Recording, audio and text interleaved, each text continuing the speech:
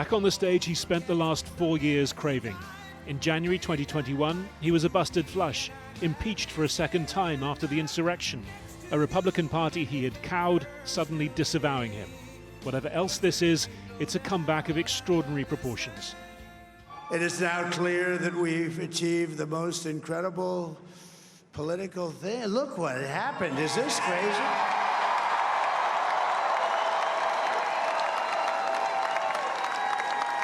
But it's a political victory that our country has never seen before, nothing like this. I want to thank the American people for the extraordinary honor of being elected your 47th president and your 45th president. This was Trump minus the vengeful rhetoric of his recent campaign stops, but with the familiar discursions into Elon Musk rocket design, mixed martial arts. Into the eye of history, welcome professional golfer Bryson DeChambeau. Oh, look at him. Kamala Harris had said Americans were exhausted by this kind of thing. Not yet, it seems.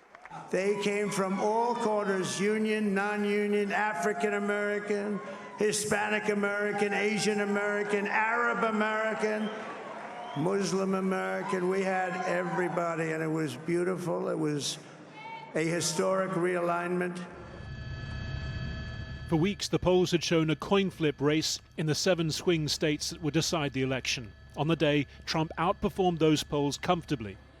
Hidden Trump voters, the polls missed, pushing his ceiling higher than predicted. Exit polls showing independence breaking for him. An 18-point swing to Trump among Latino men. Harris's 10-point lead among women, cancelled out by Trump's among men. Especially with immigration and everything like that that's going on, I feel that Donald Trump has a better opportunity to fix those issues that we're having here. This is my first time voting. What really attracted me to Donald Trump is I'm a Christian, and he really aligns with a lot of my values as a Christian in America. I voted for Kamala, and I think it's especially important because just all the ridiculous and outrageous things that Trump are saying, and he's trying to make America a fascist state again. Soon enough, the first big swing state prize fell to Trump. CNN projects that Donald Trump will win the state of North Carolina. And as Trump was maintaining early leads in other decisive races, at Kamala Harris's headquarters in Washington, D.C., the hope and the crowds were seeping away.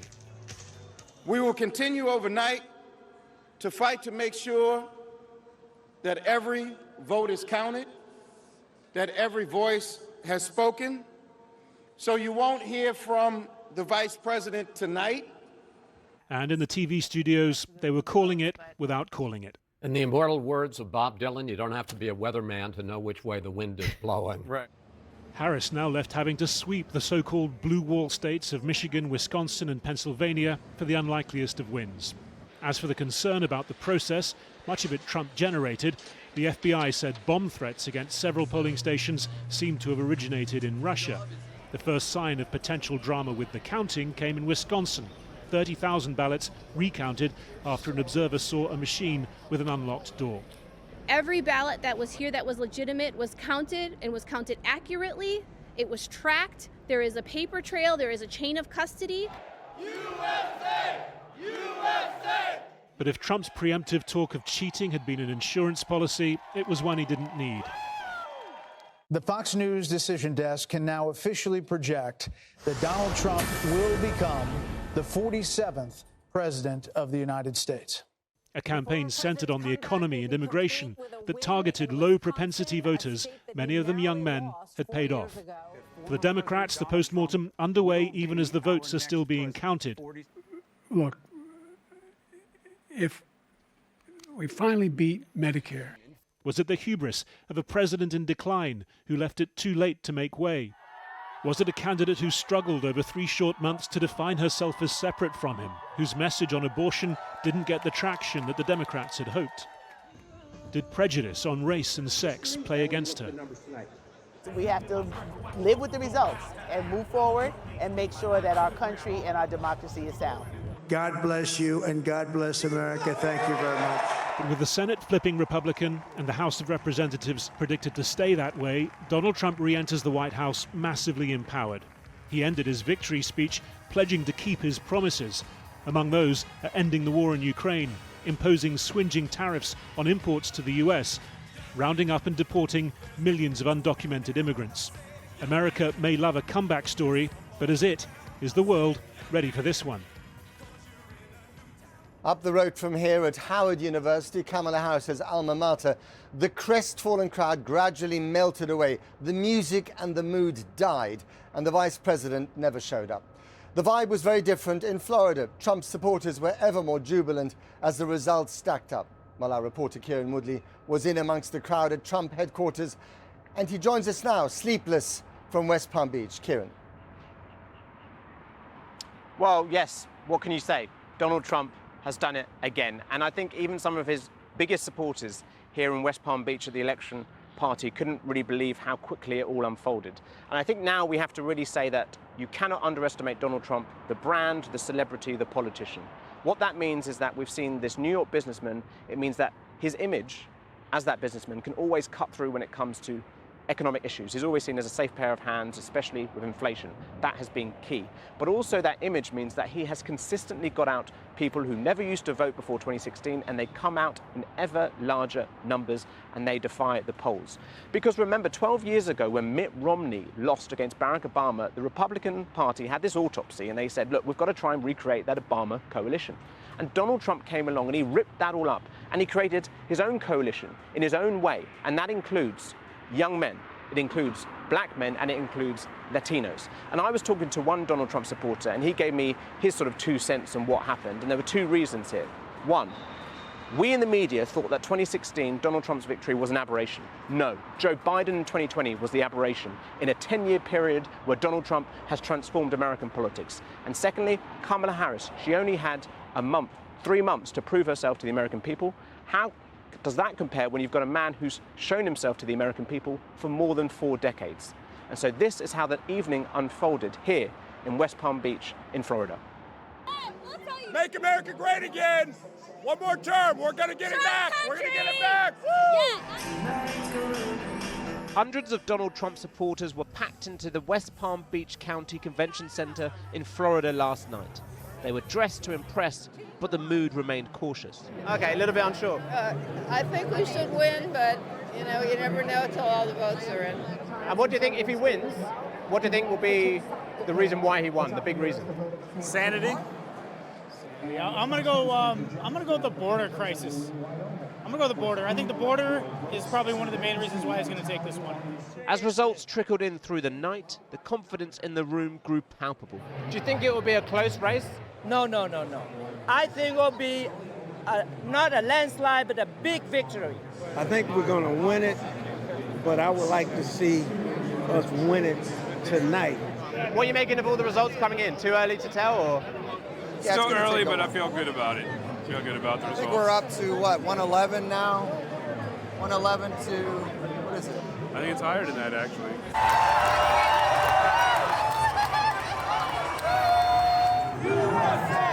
After 1 a.m., Fox News declared Pennsylvania for Trump, and it quickly called the election in his favor. The MAGA anthems start blaring and the cheers grow louder. Word breaks that Trump will intend to make a victory speech, and his allies are in the crowd to watch this historic moment. What are you hoping from this Trump White House, the second time round? Well, that we reset the system so it serves the American people instead of serving special interest and bureaucracies. Your reaction to tonight? Winning always beats losing. We've all been very, very off. The world has been off, and we need to get it back together again. The convicted felon, twice impeached and written off after January the 6th, was back from the ashes, the populist phoenix remaking American politics. Well, joining me now from Pennsylvania are the Democratic State Representative Andre Carroll and the Republican strategist Dennis Powell. Welcome to you both. Dennis and Andre, we spoke barely over a week ago in what seemed to be a very different America with very different expectations. First, you, Dennis, you must be delighted. I wonder if you're surprised. No, I was not surprised. I called a landslide to several of my associates early on. I saw the trend, especially in the last week, as different endorsements came in. And what I concluded was Trump's was a campaign of addition and multiplication. And in the end of the day, Harris's campaign was a campaign of subtraction and division. And her campaign sort of flatlined. It was the same at the end as it was in the beginning. And Trump kept bringing in new constituencies and new support. And Andre, what about you? You must be, well, surprised and shocked. I don't think surprise and shock is it. I think that I'll say that I'm disappointed. Looking at the results is very reflective of 2016, but I don't think that I'm shocked. America has done this before, and America has unfortunately done this again. When we spoke, was it 10 days ago, I asked you whether you thought that Trump was a fascist. He's been described as a fascist by the people who worked for him in the Oval Office, by his closest associates. If it's that serious, if he is that person, is there an argument for the Democrats to say, we don't accept this result because it's too dangerous for America? That's not how elections work. We don't get it. We don't get a chance to just wake up and just say that the election, because it didn't go our way, that the election is not real. We're not Donald Trump. We don't do things like that. And we'll show that. One thing I can promise you is that because Donald Trump won the election yesterday, that the transfer of power will be peaceful. That's what I can promise you.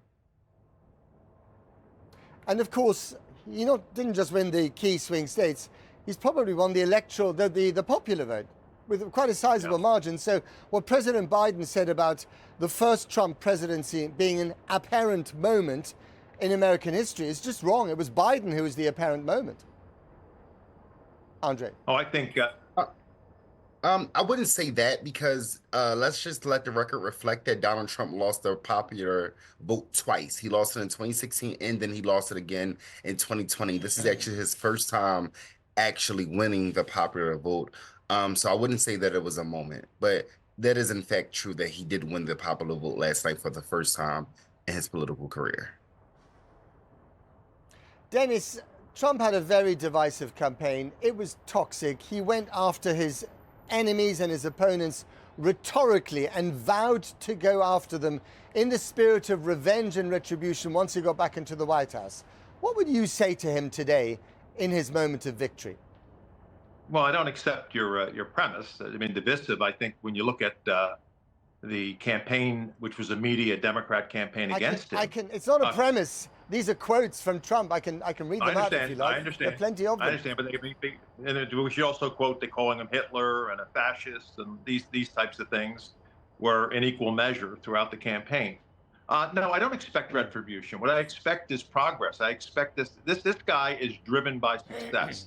He knows he has 4 years, and in 4 years, he's going to try to do as much as he can to make America great again. And I think that's his motivation. And I think you'll see amazing things coming out of this administration because he's bringing in an amazing team, a team that we've never seen before in politics in my lifetime. And what do you expect Trump to do in the first few days when he gets into the White House behind me?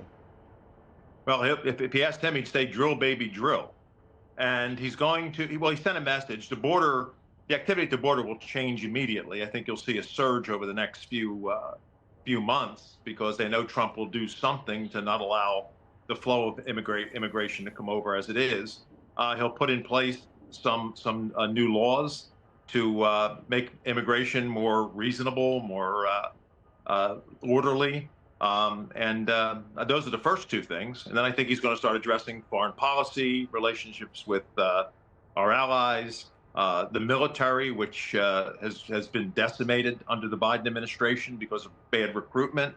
And I think you'll see a lot of things very quickly out of Trump, very quickly. He's a multitasker extraordinaire.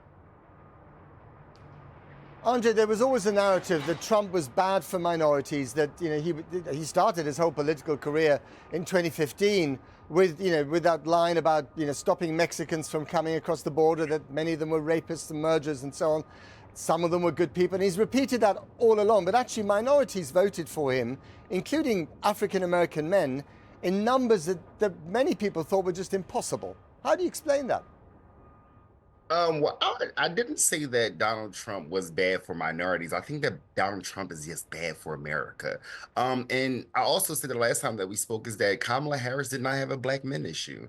73% of black men voted for Kamala Harris, and 88% of black women voted for Kamala Harris. It's not us. We're not the majority in this country. And we're not responsible for Donald Trump being reelected to the White House.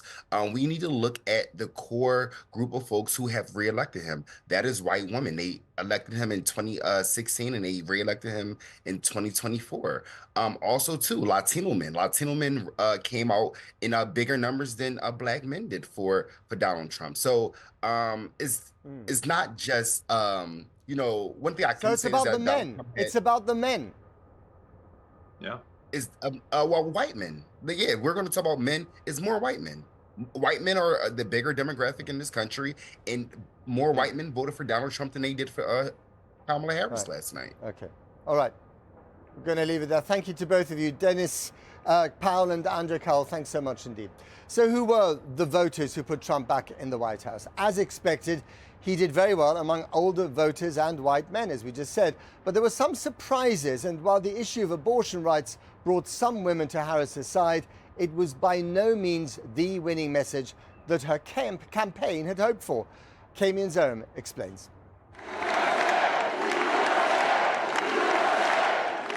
Elections are fundamentally about whose supporters are more energized, more galvanized. Donald Trump claiming victory this morning, textbook MAGA. This is a magnificent victory for the American people that will allow us to make America great again.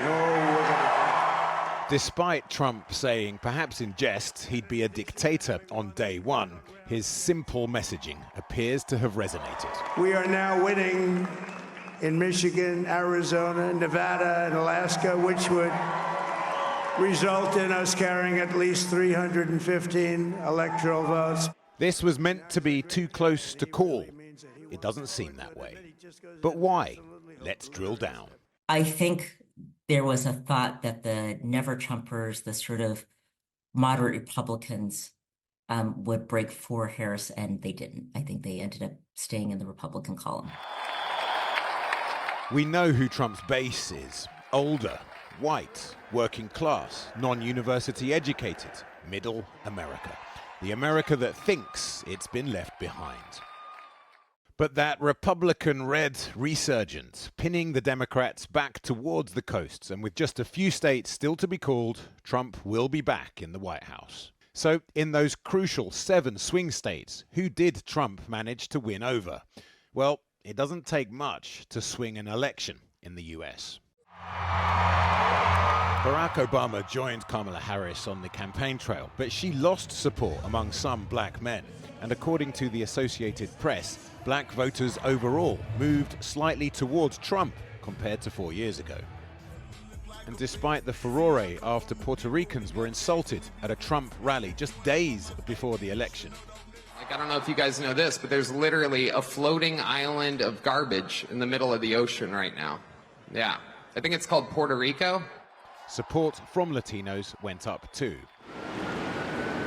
What about younger voters, Gen Z? They've grown up with this presidential reality show. Well, support for Trump among under 30s rose by a third since 2020, from 3 in 10 to 4 in 10. Remember January 6th? Exit polls showed one of the key issues motivating voters was democracy, but it also played out like this. What happened? The attempted assassination of Donald Trump shifted the story. He was now the survivor-in-chief, man of the people, speaker of truths to those condescending coastal elites. None more so than a fumbling President Biden. Democrats know their first candidate bowed out way too late. It left Harris with way too much to do. The economy and immigration, middle America's big concerns, which have always been the Democrats' weak suit. Something Harris's own Trump card, reproductive rights and the women's vote, even with the help of Beyonce, couldn't overcome. While abortion access was extended in some states, Florida, for example, voted to keep it limited to just 6 weeks. although arguably the odds were stacked against Amendment 4. It would have needed 60% to pass, but fell just short.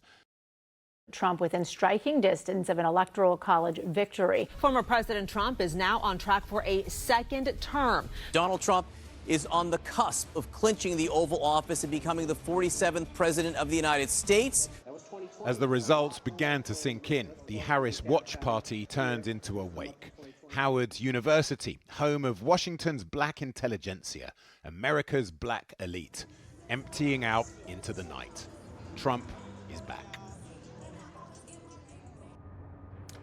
Well, joining me now from New York is the pollster and political advisor James Johnson, who correctly predicted the scale of this victory for Donald Trump. James Johnson, thank you very much for coming on the program at this relatively early hour here in Washington, D.C.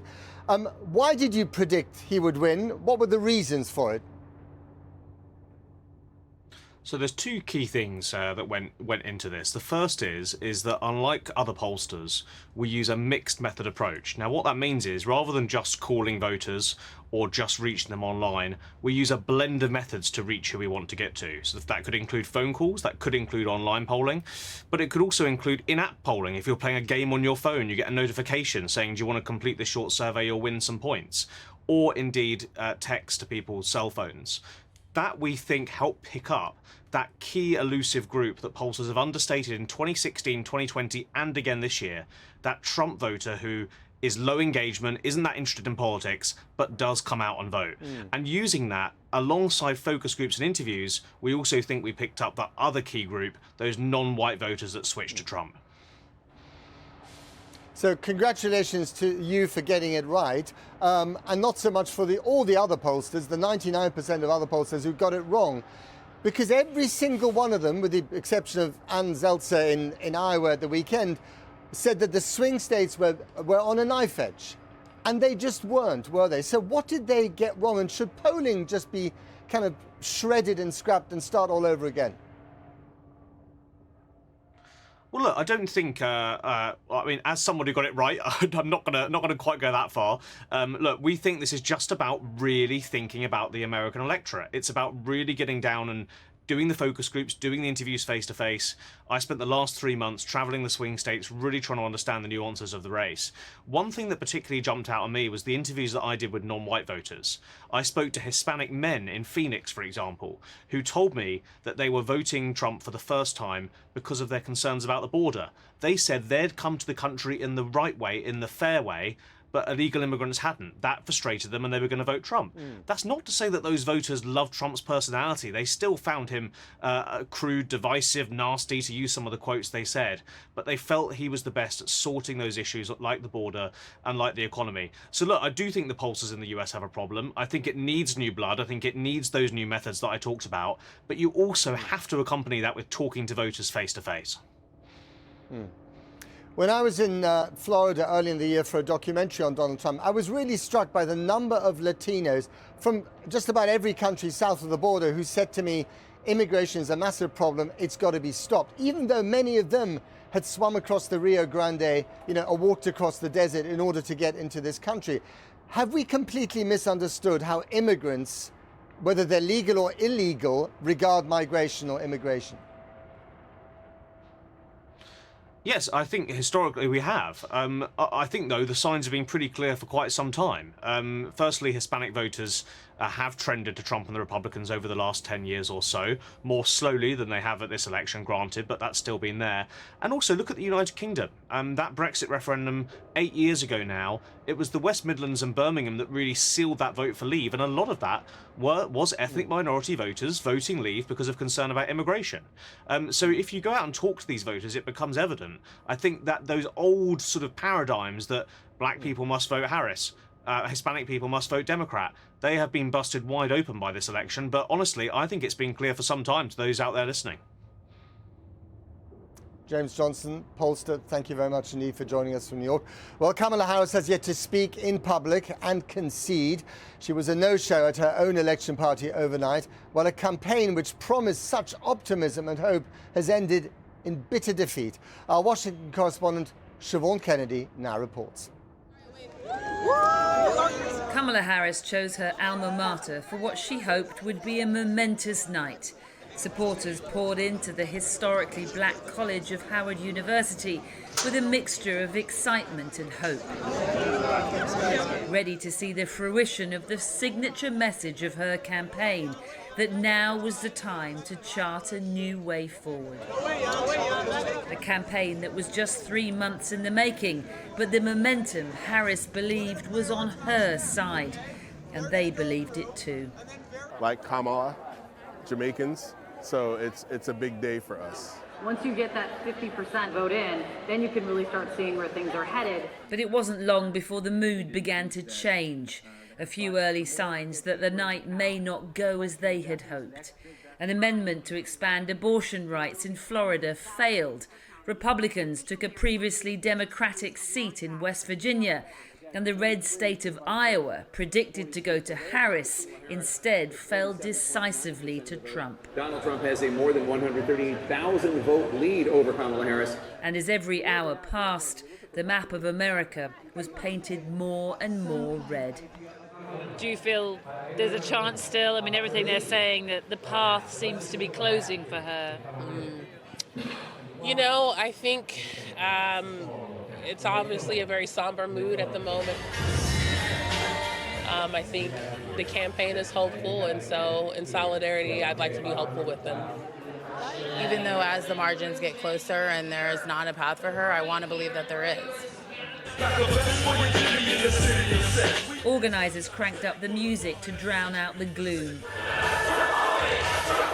Some dutifully danced while others looked on despondent. Well, it's about 12:15. The mood is pretty somber here. They put the music up to try and gee people up, but it does not change the overall picture, and it's not looking good for Kamala Harris.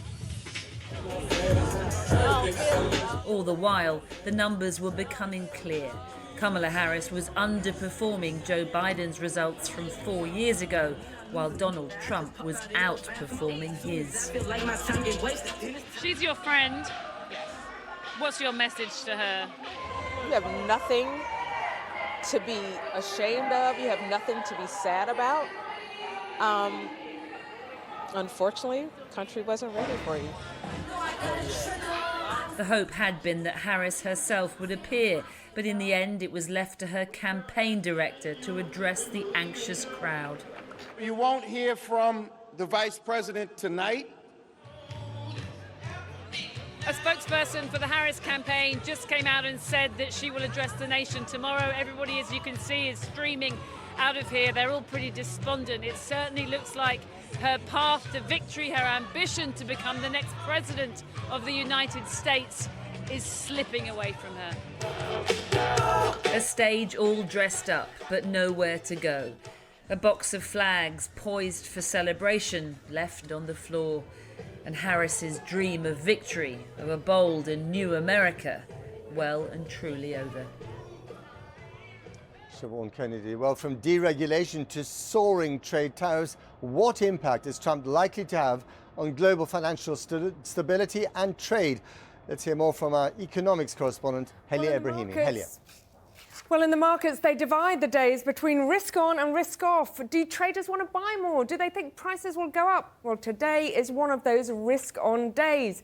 The big winner is the US stock market. US futures from big mega companies to tech firms, all the way down to small cap companies, will see hundreds of billions of dollars added to their value as traders bet a second Trump presidency, from a corporate perspective, will deliver big on tax cuts and deregulation.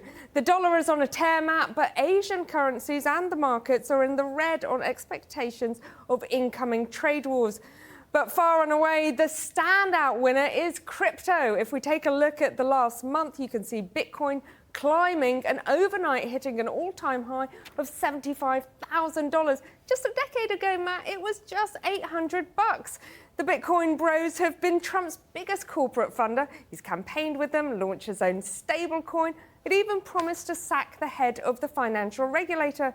But Matt, the bigger questions on economic growth, immigration and tariffs will take a bit longer to digest.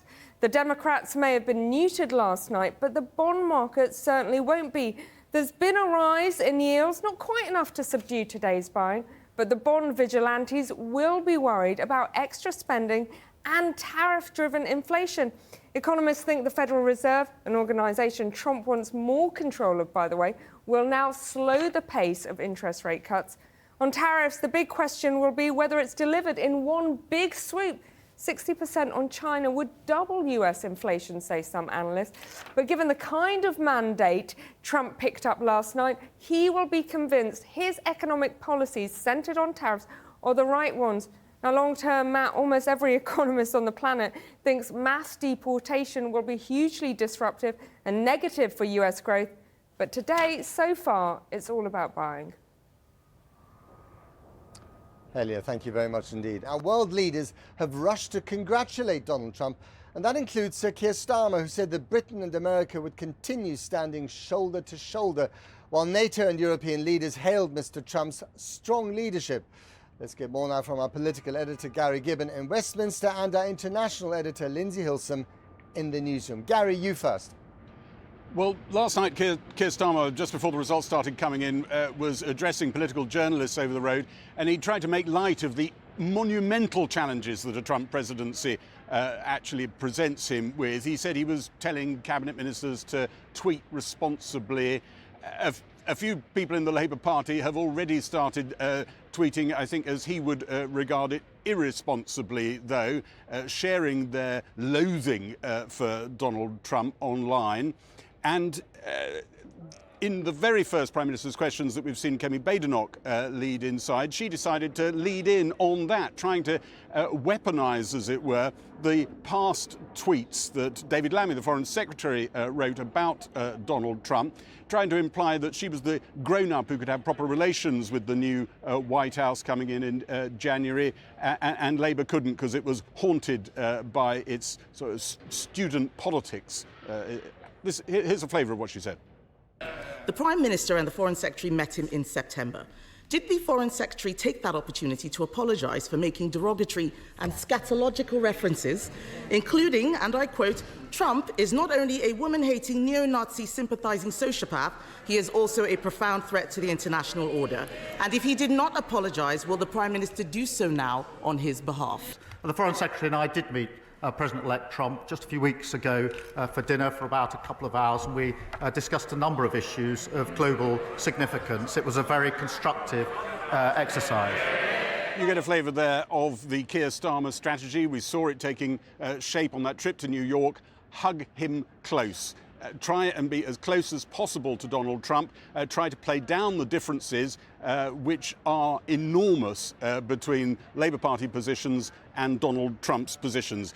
Behind the scenes in Downing Street, they've been trying to work out a sort of risk list of what the new Trump presidency presents this administration with, and Ukraine tends to be at the top of it. There are a few alternative versions of this that people have scribbled down, because effectively Donald Trump will be turning recent Western policy on its head, with all the implications that means for the standing of the West. But second in a lot of people's lists is tariffs. You heard Helia there talking about America's economy and the impact, but here there are assessments that the tariff wall that Donald Trump is talking about could have enormous implications for the sort of numbers that Rachel Reeves was putting together in her budget last week. And that's without even talking about extra spending on defence and the alignment of NATO. How long can that hold together? And imagine if there was an emboldened Prime Minister Netanyahu in Israel and the difficulties that could bring over, not just to the situation in the Middle East, but to Keir Starmer trying to manage those angry tweets from inside his own ranks.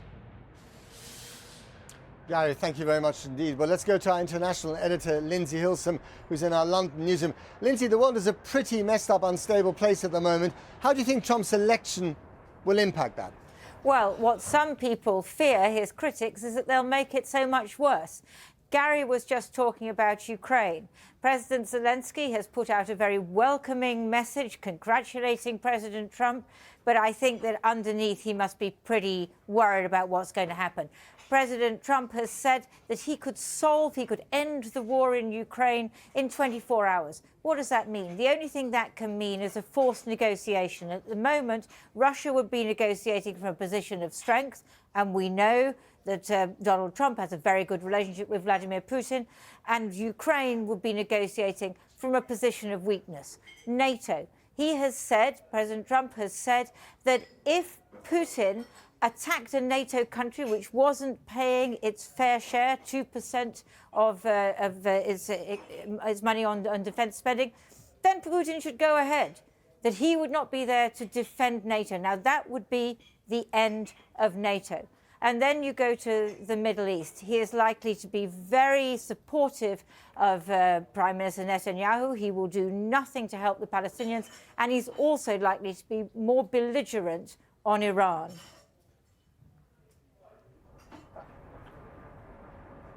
And Lindsay, what about the places where there isn't war yet?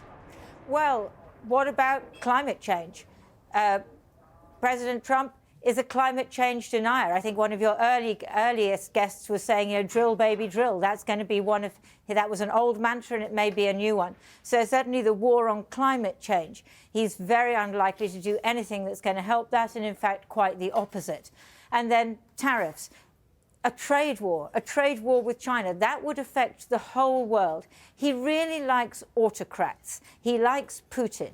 He likes Xi Jinping. He likes Kim Jong-un. He likes Viktor Orban, who also has autocratic tendencies. These are his friends, not the people who are America's traditional allies.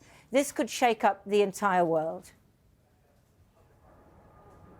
Lindsay Hilsum, thank you very much indeed. Well, let's get the view from the UK Parliament. I'm joined now from Westminster by Labour's Emily Thornberry, who's of course chair of the Foreign Affairs Select Committee, and Conservative MP and former Security Minister Tom Tugendhat. Welcome to you both. Let me start with you, Emily Thornberry. The special relationship which we set so much pride by with America, it's going to be in a pretty awkward place, isn't it? Keir Starmer, Donald Trump together at the White House. Well, our relationship with America will always be special. There are friends, there are relatives. We've always been close to them, and whoever is leader of the United States, the American people are the same people. So it's the office that's important, not so much the incumbent. So I think the relationship will still be special. I mean, clearly, we have relationships with a number of countries. We are a country that does best when we work with allies, and so common values are an important part of that. So we may find ourselves in a period where we find it easier to work with some of our other allies than with Donald Trump. It really depends what it is he's going to do. You heard Kemi Badenoch in Parliament there reminding MPs of what David Lammy, who's now Foreign Secretary, has said about Donald Trump in the past. You're on record for having called him, and I quote, a racist sexual predator. And he has an elephantine memory, of course. So when you come across him, when you next meet him, how's that going to go? Well, I've never met him. I mean, he seems to get on fine with his deputy, who I think said that he was concerned that he was the American Hitler. He seems to get on fine with Boris Johnson, who said that he didn't want to walk the streets of New York in case he bumped into Donald Trump. I mean, these things are said. OK. Well, it'll be interesting to see when you do finally meet him. But let's talk about policy. First to you, Emily Thornberry. What are you most concerned about? Is it the Middle East? Is it Ukraine? It's difficult, isn't it? Is it the Middle East? Is it Ukraine? Is it climate change? I mean, there are so many things that we're concerned about. I mean, it clearly... You don't know with Donald Trump what it is that he's going to do. You hear what he says, and then you just, you don't know if he means it or not. I mean, there's the question of 20% tariffs on all imports. There's the I will never agree to any climate change agreements. There's the I can fix Ukraine in 24 hours, I think is what he said, which presumably means pushing the Ukrainians into surrender. I don't know. And telling the Israelis that they need to just get on with the job and get on with it quickly. I mean, it's very difficult to know exactly what any of this means, but the one thing that is clear is that it's going to be unpredictable, and that is what's difficult for allies to cope with. Right. Let's talk to Tom Tugendhat. Tom Tugendhat, you're a former soldier. You were Securities Minister, and you are passionate about support for Ukraine. So what would you say to the Americans if they decide to cut off that support, if they decide, frankly, as they might, to pull out of NATO? Well, look, on Sunday, it's Remembrance Sunday, and I'm reminded of all those American service personnel I've fought alongside in Iraq and Afghanistan. One of the things that always strikes me is the depth of the relationship is much more than the incumbents of the office. It's down to our security personnel, it's down to our intelligence services and our armed forces. And so when I hear talk about the different challenges, whether it's NATO or Ukraine or the Middle East, you're absolutely right. These are important questions, but it was Biden who pulled out of Afghanistan, abandoning 20 years of effort and all those lives and all that money spent. And it was under the Biden administration that Putin invaded not just Donetsk and Luhansk and Crimea, but actually spread north. So, you know, these things are not quite as black and white as one might presume. And after all, it was under the Trump administration, the last Trump administration, that the Abraham Accords were signed, which really did bring some element of peace to parts of the Middle East. Now, you know, it's very hard with Donald Trump to predict anything, but the truth is that can go up and down. But what pressure can we bring to bear with our so-called special relationship on Donald Trump to persuade him that maybe quitting NATO is a bad idea, or that quitting Ukraine is a bad idea? We don't have any leverage with him. Well, the leverage we have is the same as every other partner, which is to live up to our obligations and to demonstrate that we're taking our share of the burden. That's why increasing our defence spending, making sure that we're retooling our industry to actually produce the ammunition and the equipment that we so liberally promised to the Ukrainians with no ability to fulfill, you know, that's where we actually need to live up to our promises. Now, if we don't live up to our promises, as sadly many European countries don't in NATO, is it really surprising that President Trump, and not just President Trump, actually President Obama and other presidents before them, have consistently said, look, NATO has to live up to its commitments, this isn't a one-way deal. It's hardly surprising that the American people choose somebody who's going to represent their interests rather than choosing somebody who's going to represent ours. So we need to live up to those commitments. All right, Tom. Okay, got to leave it there. Tom Tugendhat, Emily Thornberry, thanks very much to both of you. We are still waiting to hear from Kamala Harris today. Apparently she will speak between 9 and 10 Eastern time. That's in about an hour or so. But President-elect Trump told his supporters in Florida that he'd been given an unprecedented and powerful mandate. Let's listen to some of that overnight victory speech. So I want to thank the American people for the extraordinary honor of being elected your 47th president and your 45th president. And every citizen, I will fight for you, for your family, and your future.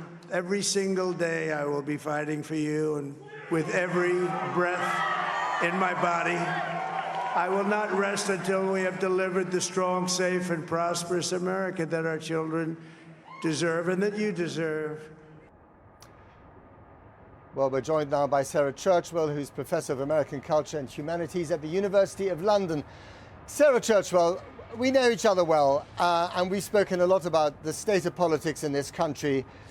What is your state of mind this morning? My state of mind, I am, like a lot of Americans, trying to process the fact that I think Americans have just shown us who they are, and a lot of us were hoping that this wasn't really who they were, who we are as a nation. But you know, a lot of people are saying, and I agree with this, that there is a mandate here. He is absolutely right about that. They have chosen the things that he said he was going to do. I think that, for me, I think that a lot of Americans voted with their eyes open. They saw who he was, and they decided they want more of that. We have an election here where a lot of people chose hate over hope, and that is a very difficult thing to say, but it seems to be what we're looking at. But I also believe that a great many Americans convinced themselves, as they did the last time that they voted for him, that he doesn't really mean it. It's performative. It's show business. He's just saying it to get elected, all of that kind of stuff. The problem is, I think, and we heard this just with your interview with Tom Tugendhat as well, is that, you know, with the greatest of respect to him, I will say that I think that people are still treating Donald Trump as if he acts in good faith. And we just heard in his acceptance speech there, him saying that he will never stop until he's fought for the interests of the little guy. I mean, that is just ludicrous to me that anybody could believe that that's true, but people voted on the basis that they think that he will. And we'll see if it's true, but he doesn't operate in good faith. So that's what we're now going to have to watch and see for the next 4 years. Well, and he did say in his speech last night that he would try to unite the country. Many people greet that with skepticism. But one thing that I came across over and over again on the campaign trail is that feeling from Trump voters, explicit ones or shy ones, who say, you know what, those people in New York, you know, those academics, all those Hollywood stars who came out in favor of Trump, they don't really understand us. They look down on us. There's too much condescension there. And in a sense, the vote that you saw for him is a very strong reaction to that, isn't it? Well, it is, but you know, that in that sense, it is very much the same as the vote in 2016. That aspect of it is, but it's a vote driven then by spite, you know, and spite is not going to shore up our democracy. So they voted to stoke that division. You know, as you say, he says he's going to unify the country. Well, he has never done anything to unify the country. He's also said he's going to go after his enemies, that he's going to go after his critics. Yeah. He's going to turn the military on American people. All of that stuff. So the idea that this is going to be unifying is belied by, as you say, their own choice, which is they chose division. They chose to try to say, okay, it's us and them, and this is a tribal choice, and we're voting for us against them, and that is the enemy within. We've run out of time, Sadie. Sarah Church, well, thank you very much indeed.